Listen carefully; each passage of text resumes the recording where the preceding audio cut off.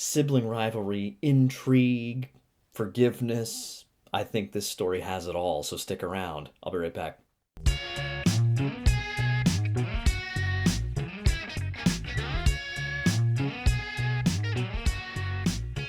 Hey there, gracious gang. It's Mike from thegraciousguest.org here with you today for a little bit of a different sort of vibe here. I'm going to try to jump into my favorite Old Testament story, at least. Maybe my favorite story in all of Scripture in terms of just kind of one narrative chunk in particular. So that is, of course, the story of Joseph in the Old Testament. It's the last third or so of the book of Genesis, and I'm going to really kind of go through with you today just an overview of it and really kind of why it means so much to me. I was just going over this this week with my students, and it's a wonderful, wonderful story, and opens up some great conversations as well. So make sure you stick around. Also, please subscribe to this channel if you would. Be so kind. I really appreciate that. I'm so close to 1,000 subscribers. It's crazy.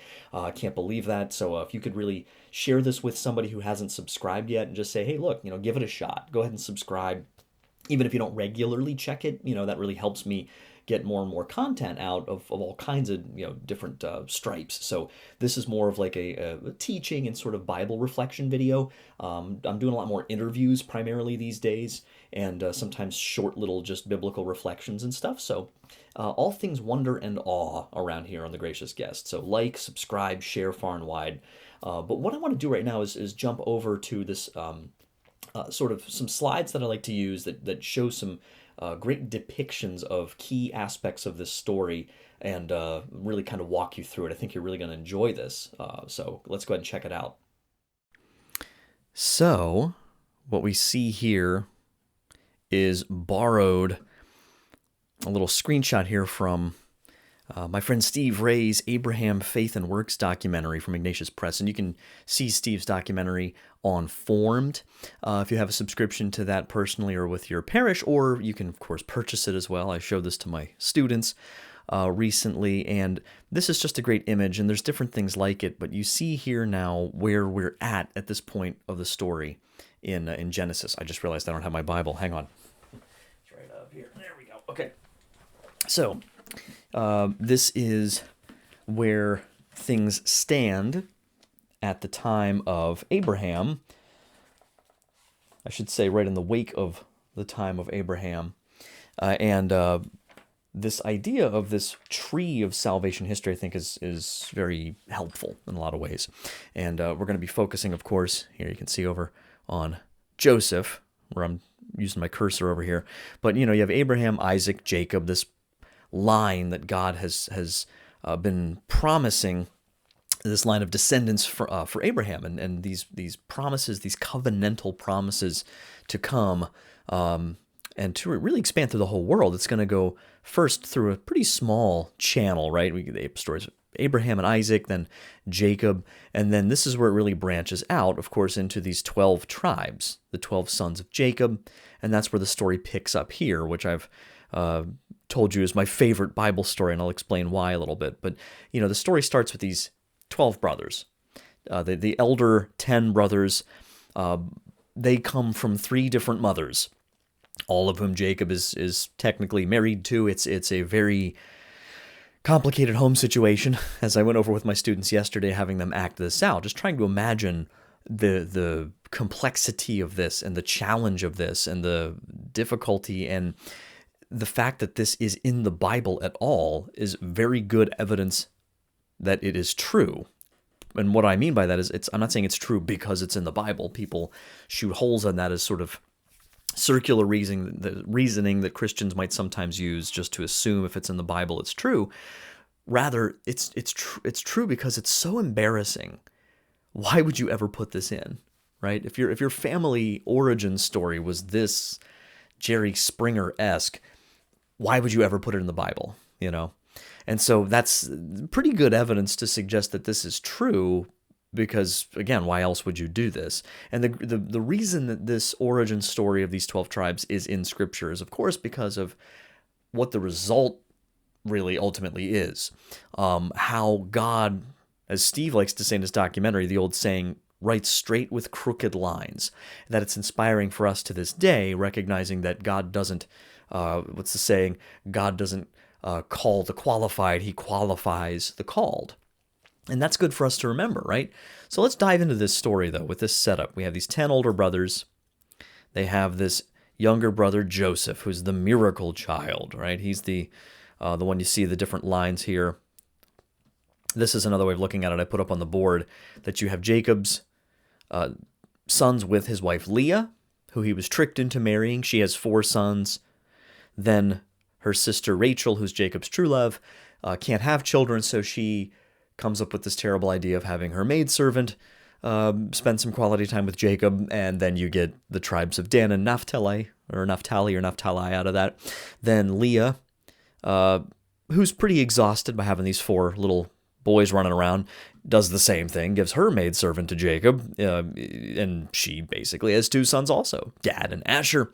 Then Leah has 2 more sons, Issachar and Zebulun. So there's your 10 older sons of Jacob by 3 different wives, and then eventually Rachel has this miracle child, Joseph.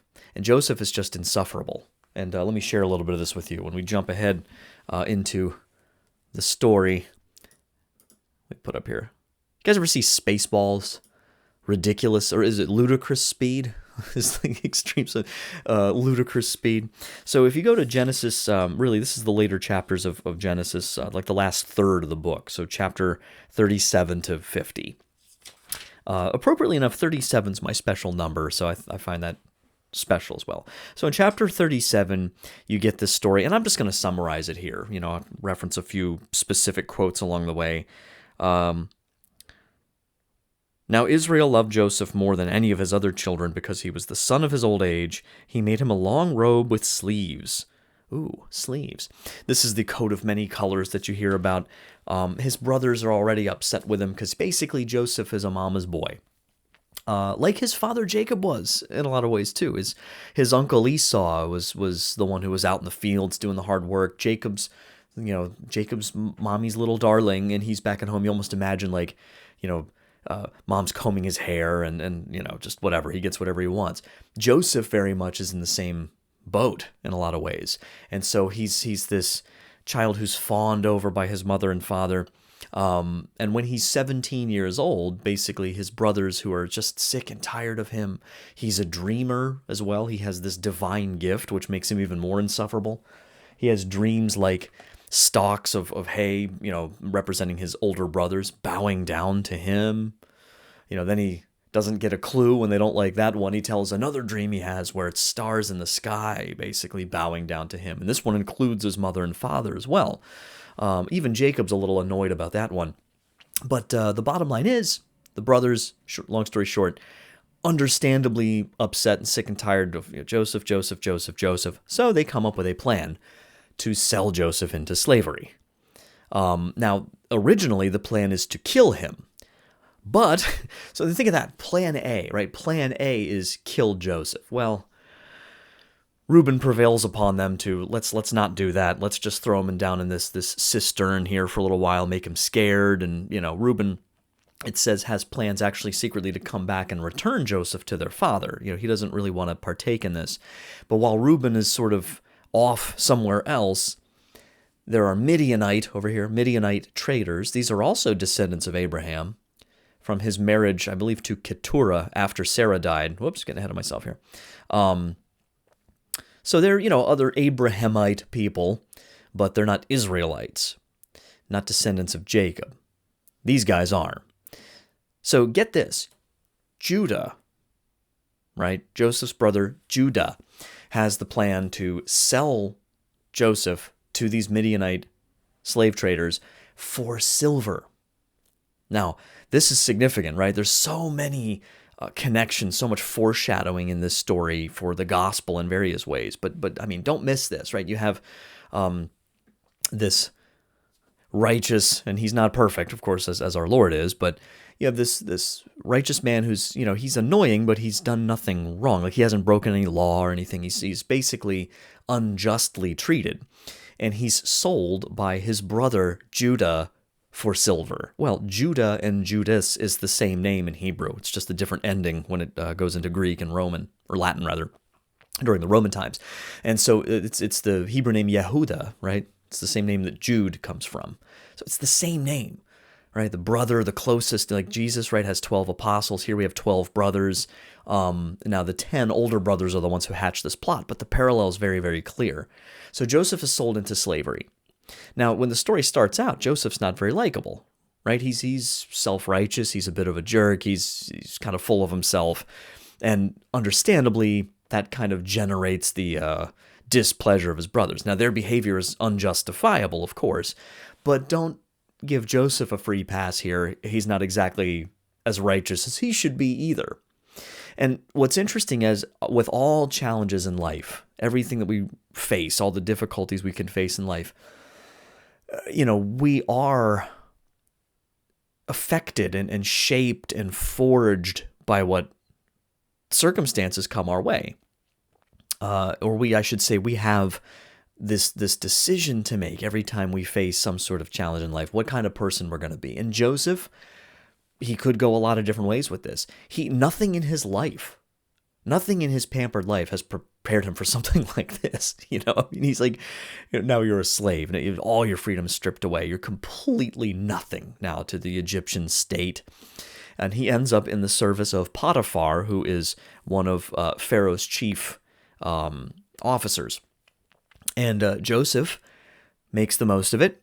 Joseph is changed by this. He's forged by this. As he's 17, he gets into his early 20s, and he's in this formative years where he decides to give it the best he's got, to do the best work he can, and to try to be a source of grace to those around him, and discovers this strength he never knew he had, and never would have known he had if maybe something like this hadn't happened. So even though God doesn't will in a direct way us to suffer or to have pain or injustice, he permissively wills us very frequently, right, to go into or to experience some sort of negative or even sinful, from some other person's perspective, like they're inflicting some sort of sinful injustice on us. He'll permit us to go through something like that because he's going to bring about a greater good through it. There's a huge plan that transcends generations. There's so many things in play in God's plan that we can't possibly conceive of our part in it, right? So that happens. Joseph makes a good name, for himself through his service. He is sort of received special treatment. He's put in charge. He's made a great steward. That's a common theme you'll see in his story, is stewardship. But it also draws some unwanted attention as well, namely from Potiphar's wife, who seems to be pretty experienced with this sort of behavior. Quite frankly, she is home, she's with the servants, her husband's at work, she's lonely, she's got a power trip, whatever. Don't have to get into the details, but let's just say Potiphar's wife takes a liking to Joseph and wants Joseph to take a liking to her, and he is increasingly more and more a virtuous man who has no interest in spending time with his boss's wife. As well, he should not. Not only that, he is well aware of what would happen to him if he did such a thing. So there's many layers of good observations protecting Joseph from making the wrong decision, but Potiphar's wife is not accustomed to being told no, so she desperately makes a grab for him one day, and he runs away, and a garment of his is left behind. The story seems pretty clear that it was probably a little more revealing than this image portrays. Where are we at here? Lie with me, she says. That's code. But he left his garment in her hand and fled and got out of the house. So I think he was probably a little more naked than this. So anyway, that doesn't matter. She now has evidence to use against him, because basically her attitude, being the truly envious woman that she is, and envy is I think more so about not being able to suffer others having joy or goodness when you can't have it yourself. So even more than jealousy so much, I think this envy is particularly devastating, and she just wants him to suffer because he said no to her. So she makes false accusations against Joseph, For some reason, her husband, who doesn't seem to know his wife that well, believes her. I don't know. I definitely think that there should be trust, of course, in marriage, but also she is demonstrating a particular character flaw that you would hope that her husband would, maybe be a little more aware of, and they need some counseling to be sure. But anyway, that aside, here you go. Joseph is falsely accused, and Joseph is sent to prison. While he's in prison, once more, he's there for a number of years. He uses his gift that God has given him to continue to help people, even in prison, right? So he just keeps, it's like this interplay. Like he goes from being in this cushy kind of life to like slavery, and then it's like cushier, like the cushiest kind of servanthood or slavery that could be. Now he's in prison, falsely accused. So it's this real roller coaster story. And I love, this theme throughout it of just inspiration that I draw from Joseph's example of, like what do I really have to be complaining about in my life? What excuse do I seriously have for not living, whatever circumstances come my way, living in such a way that I can try to be the most positive and holy influence that is possible for me to be in my circumstances? Well, sure enough, he impresses the jailer, who actually puts him in charge of the other prisoners. He keeps, remember, this theme of stewardship, of being a trustworthy servant, even though he's in prison, right, for this false accusation. And you kind of get the impression that, there's at least a number of people who know what's really going on, and they can't maybe do anything about it under their system, but, they have reason to believe Joseph's innocent. But at any rate, he is where he is, and Joseph interprets the two prisoners' dreams. So you have the chief butler and the chief baker. They both have dreams. I'm not going to get all the details, but in their dreams, with all sorts of bizarre symbolic imagery, Joseph interprets it and says first to the chief, let me get this right, the butler. Yes. This is a great example of hating to be the bearer of bad news. The butler, his dream, Joseph interprets and says, look, this is good news. All right, a couple days, you're going to be taken out of here and restored to your old position. The butler's like, yes, great news. And the baker's like, oh, do me. And so he tells Joseph his dream, and Joseph, I can't imagine this. He's like, okay, how do I put this? So you also, in a few days, are going to be taken out of here as well. The baker's like, yeah. And he's like, but you're going to be executed. And so sure enough, here's the butler. It's like, sweet, I'm going back. The baker's like, oh, not good. And sure enough, that comes to pass. Joseph's only request of the butler who is set free is, please don't forget me. Please speak well of me. And then the butler promptly forgets. Dr. Peter Creavey likes to just sort of postulate, maybe this guy just has super bad ADD, who knows? But he forgets about Joseph until a number of years go by, and Pharaoh is now having weird dreams. And Pharaoh is attempting to get the various sorcerers and dream interpreters and soothsayers and whoever he can to interpret his dream. None of them are able to interpret it effectively. And then something snaps. The butler's like, oh yeah, right, there was this dude who really gave me hope in prison because he told me that I was going to be set free. I totally forgot about him till now, even though he asked me specifically not to. But hey, why don't you bring him up, Your Majesty, and maybe he can give it a shot. So sure enough, they take Joseph out of prison, clean him up, give him a shave, and let's be thorough, so let's shave his head too while we're at it, at least in this picture. So here he is interpreting Pharaoh's dream, and he basically says, my lord Pharaoh, your dream essentially means that Egypt is first going to face 7 years of plenty, but then followed by 7 years of famine. And if I might be so bold, Your Majesty, before you send me back to prison, just an idea. I kind of have some ideas of how you can handle that famine, And so he has some good ideas. Remember, he's a good steward. He's a good manager. And Pharaoh's intrigued, and he says, you know what? Yeah, I like that idea that you had of storing up what we need to in advance during the good years to prepare for the bad years. I'll tell you what, kid, you're in charge of it. So Joseph, around the age of 30 or so at this point of the story, is put in charge of this plan. Pharaoh goes one step further. He makes Joseph basically the prime minister of Egypt, which means he's second in power in all of Egypt to Pharaoh himself. I mean, you want to talk about a rags. Well, so quasi-riches, because, Jacob, they're doing pretty well if they can provide Joseph this special coat. At least Joseph is sort of living a luxurious life comparatively in his early years. Riches to rags, right? To rich rags to prison, and now he's the second most powerful man, basically, in the whole region, right? And while he's there, a couple years down the road, he has a family of his own, a couple of sons. He's sort of moved on. He is embracing this new role and what God has in store for him. And all of a sudden, who does he see at his grain booth one day coming to get their rations in the time of famine? But some dudes from the boonies who just so happen to be his brothers. And it's so delicious. I love this scene, I could just love to imagine, like, he's there, he's like, oh, oh, oh, oh, oh, oh my gosh.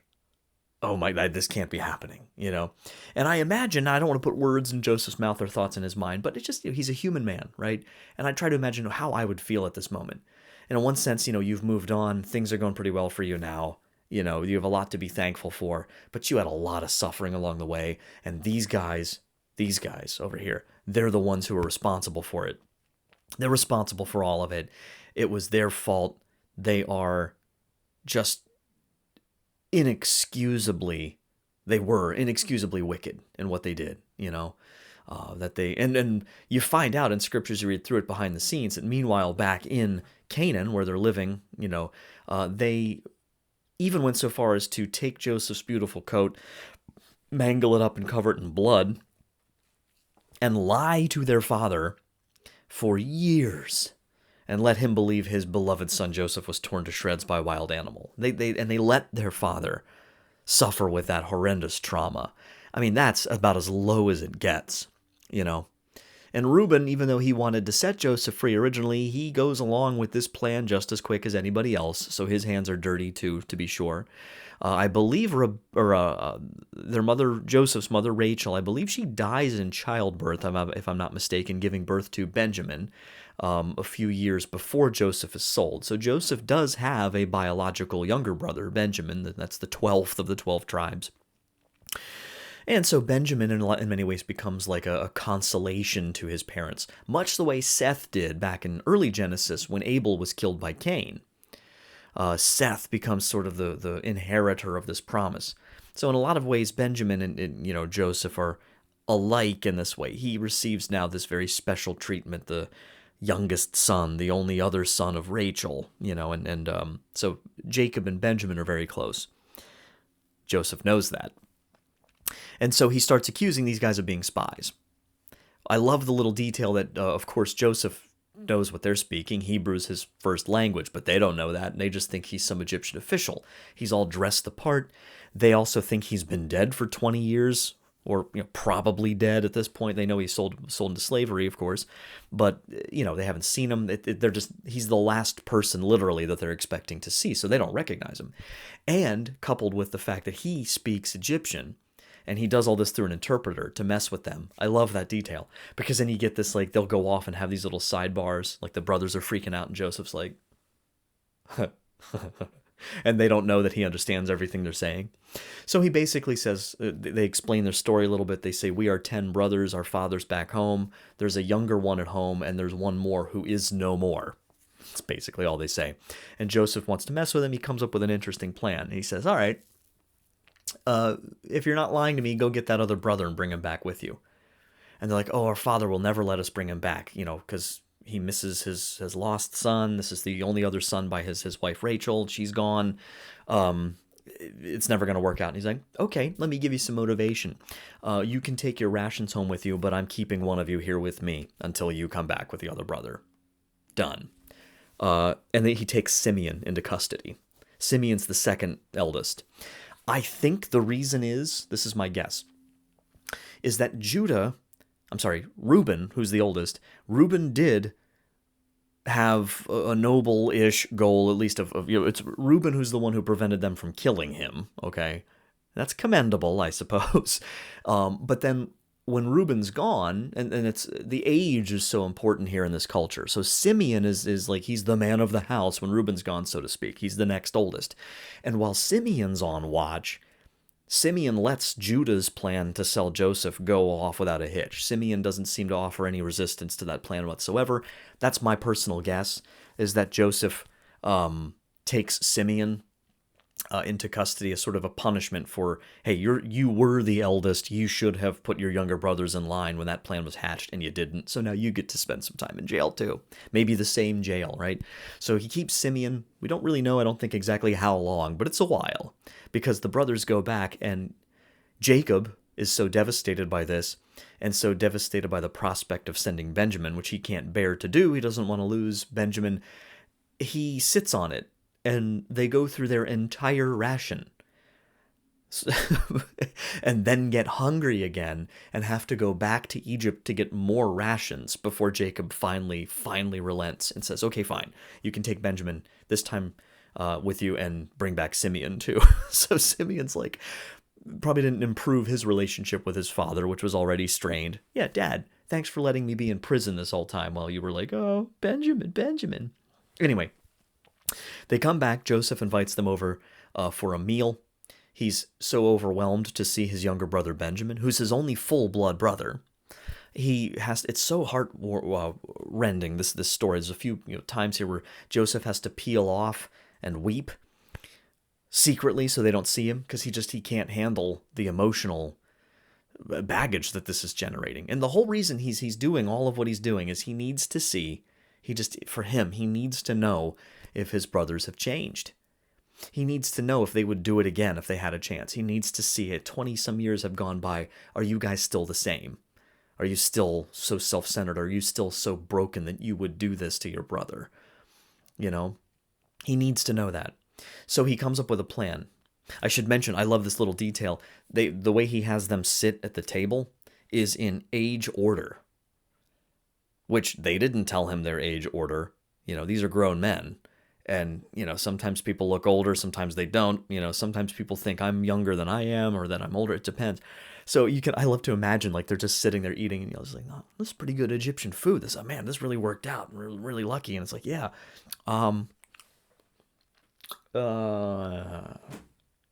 Dude. Guys, we're in age order.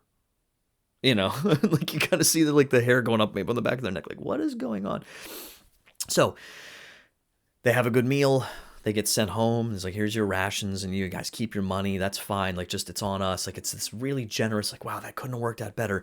And then Joseph, though, hatches this plan. Waits for them to get a little bit out of town, and then he sends the 5-0. Basically, the guys are riding away, like, on their, carts or whatever they've got. And they're just like, Judah, Simeon, like, you guys, it's like dust cloud behind them. It's like the cops are coming, pull them over. And they say, how dare you, after all, the generosity of my master, and you have the guts to steal from him. And they're all looking at each other like, who stole? I didn't steal. Did you steal? What? They don't know what he's talking about. And they go and they start searching bags, and they go to Benjamin's bag, the youngest. And in Benjamin's bag, lo and behold, is a silver cup, this chalice, right? See this right here? And Benjamin is and he's telling the truth. This guy, I didn't take it. I didn't take the, And basically, Joseph is kind of letting them think that, he's mine now forever. He's gonna rot in prison. Maybe I'll execute him. This is the ultimate test, right? Because what do you have here? You have a situation. If the brothers just let that go, it sucks, Ben, but, should have thought of that before you stole the cup. Or even if they believe him, this is their way out. They can go home. He just has to stay. Well, that's not what they do. Here's what happens. Let me find this real quick. I love this. Joseph detains Benjamin. Okay.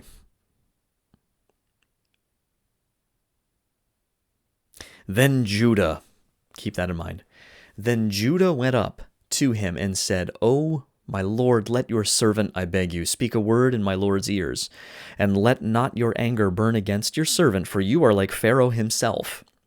And that's an important point too. Joseph's role, basically, when Pharaoh's not present, Joseph is, it's almost like he sacramentally makes Pharaoh present. Like Joseph is the real presence of Pharaoh. That's how they really looked at that role.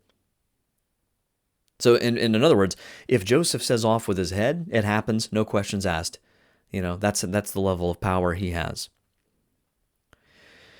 Judah said,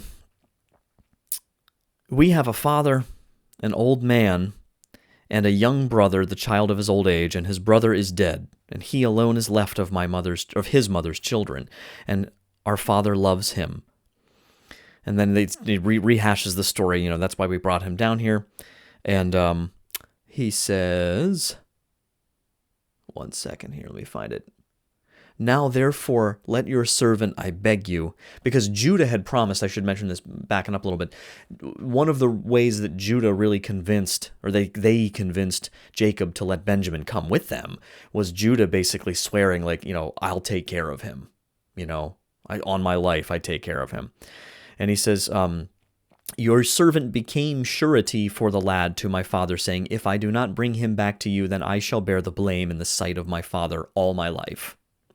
Now, therefore, let your servant, I beg you, remain instead of the lad as a slave to my lord, and let the lad go back with his brothers. For how can I go back to my father if the lad is not with me? I fear to see the evil that would come upon my father.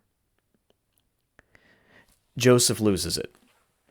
Just completely breaks down, bawling his eyes out. And it's an especially poignant moment because it's Judah who was the one that had the idea to sell Joseph in the first place. Judah was the single most responsible brother for Joseph's plight as it played out. And it's Judah. Like, God's amazing, right? Like, what went through Judah's mind for years? How do you even imagine what that guilt was like to wrestle with? The journey of repentance of Judah, to have it be specifically Judah who now literally offers his own life in exchange as a ransom for Benjamin. Benjamin, who's exactly the same relationship to Judah that Joseph is to Judah. They do not come from the same mother. All of these older brothers had different mothers, and they resented Joseph because he was the son of Rachel. Oh, Rachel, Rachel, Rachel, Rachel. It's always about Rachel. It's always about Rachel and Joseph. And then Benjamin, also son of Rachel. Oh, Benjamin, Benjamin. It's the exact same scenario. And yet Judah offers himself for Benjamin. And so this beautiful moment of reconciliation, and really the culmination of this story, and I love this line that Joseph says. He says, you meant all of this for evil, right, to his brothers. He's like, you had an evil plan 20 years ago. You had a bad intent. Like, there was nothing good or righteous about what you did. But God has a bigger will than you do.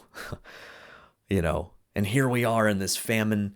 I'm in a position I can bring you all down here, the whole family, to the most lush territory in all of Egypt.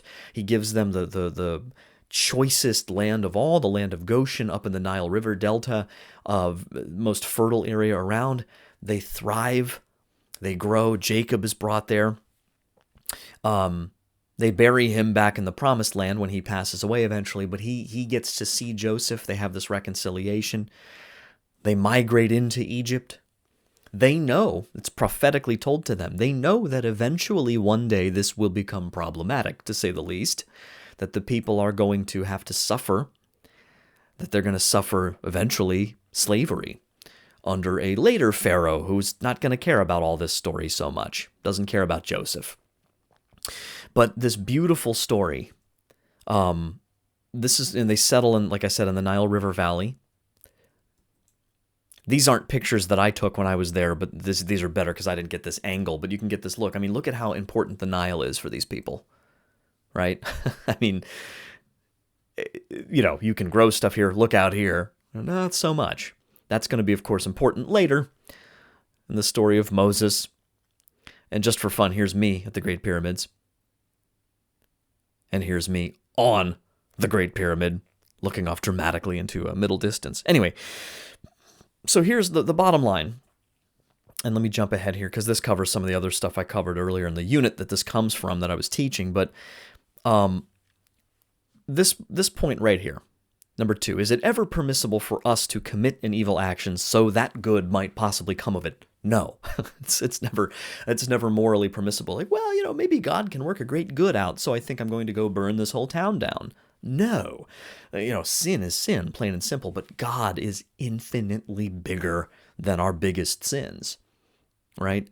And so no matter what we do, no matter how evil we behave, no matter what evil we are faced with in life, God is always at something much, much greater. He's got it. I don't see it. That's where faith comes in. I trust him. And number 3, I think, that's a big takeaway. And also just, the plain and simple, not easy, but plain and simple forgiveness. If Joseph can forgive his brothers for that, what excuse do I have for all the forgiveness I might be withholding? Oh, well, man, you wouldn't believe the way she talked to me at work. Like, I probably would, and does it really matter that much? Oh, it really hurt. Yeah, I'm sure it did. And I'm sure it was awful. And I hear you. But is it something you can really, go to Jesus with when you die and be like, you would not believe the way she talked to me. I deserve better treatment than, like, yeah, well, look who you're talking to. Take a close look at the face of the one who is perfection personified, who was spit on and crucified, and while it's happening is forgiving the very people who are doing it, right? So, I just wanted to share this story with you guys today. My favorite, I think, it's hard to pick one, but probably my favorite narrative section of Scripture, the story of Joseph, because there's so much there. It culminates the book of Genesis. It previews what's coming in multiple ways ahead, especially, the story of Christ in so many ways, the parallels between Jesus and Joseph, the parallels between Joseph of the Old Testament and Joseph of the New Testament, right? The dreamer, he receives all these important dreams. Daniel, for that matter, who also appears in between this story and then Joseph in the New Testament. There's so much here, and there's a lot of great resources. You can go a lot deeper. I just wanted to give you the overview of it today in hopes that it would give you a little inspiration. So thank you guys for stopping by today on the Gracious Guest channel. Please subscribe, like, and share this content far and wide if you think someone will benefit from this. I'm sure somebody will that you know. Just give them a little food for thought. So God bless you, and until next time, don't forget to wonder. Take care.